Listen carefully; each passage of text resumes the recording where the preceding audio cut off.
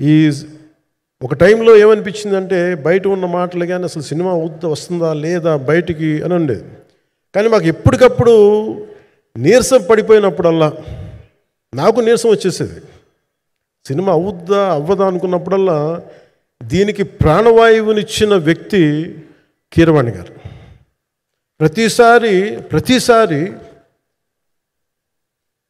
నేను వర్క్ చేసి నేను ఎందుకంటే సినిమా చివరి దాకా నేను నమ్మను. ఎప్పుడు నేను ఒక సినిమాని నేనేం నమ్ముతాను, చిన్నప్పటి నుంచి వెరీ ఫార్మేటివ్ ఇయర్స్లో నుంచి కూడా ఒక మంచి సినిమా గురించి నువ్వు మాట్లాడక్కర్లా, రిలీజ్ అయితే బాగలేకపోతే ఎలాగ మాట్లాడక్కర్లా.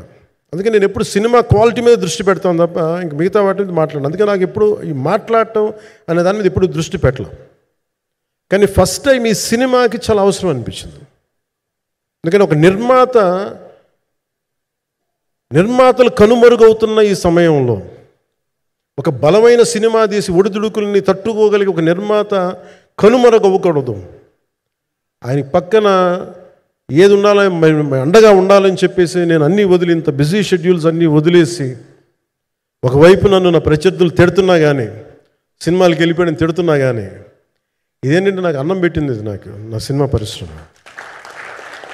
అంటే ఇక్కడున్న మిత్రులందరూ కూడా చాలామందికి నేను ఇండివిజువల్ ఇంటర్వ్యూస్ ఇచ్చాను. నేను చాలాసార్లు నాగేంద్ర కానీ మీరు కానీ చాలామందికి, వీళ్ళందరూ చాలామందికి నేను వ్యక్తిగతంగా తెలుసు.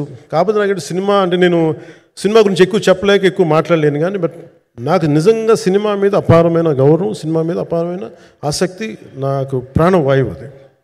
Story telling is a necessity for all each and every individual.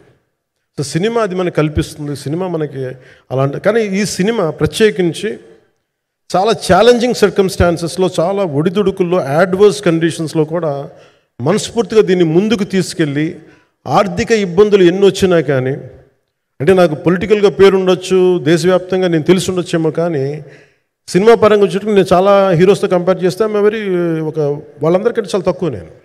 So దానికి ఉండే ఇబ్బందులు దానికి ఉంటాయి. మిగతా వాళ్ళకి బిజినెస్ అయినందుకు నాకు బిజినెస్ అవ్వదు, వాళ్ళకు వచ్చినందుకు నాకు రాకపోవచ్చు. ఎందుకంటే నా దృష్టి, నా కాంపిటేటివ్నెస్ ఎప్పుడు నేను సినిమాల మీద పెట్టలేదు. నేను ఇప్పుడు సొసైటీ పొలిటికల్ ప్రాసెస్ పెట్టాను, కానీ ఎప్పుడు సినిమా మీద నేను ఎంత ఉండాలనేది నేను ఎప్పుడు పెట్టలేదు. నేను ఎప్పుడు చాలాసార్లు మన నాగేంద్ర కానీ మిగతా మన సూపర్ హిట్ మన కీర్తిశేషులు బిఆర్ రాజు గారు చనిపోయారు ఇంటర్వ్యూస్లో కూడా ఉంటుంది. ఈ చిత్ర పరిశ్రమ చాలామంది హీరోస్ ఉంటారు, వాళ్ళలో నేను వన్ ఆఫ్ ది హీరో అంతే.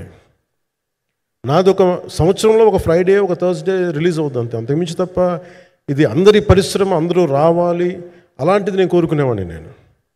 సో దాంట్లో భాగంగా రత్నం గారు లాంటి నిర్మాత బతికుండాలి, రత్నం గారి నిర్మాతకి ఇబ్బందులు కలగకూడదని చెప్పి లాస్ట్ మినిట్లో ఇంక చూసిన తర్వాత I stepped in to it. నేను భుజాల మీదకి తీసుకున్నాను ఇది.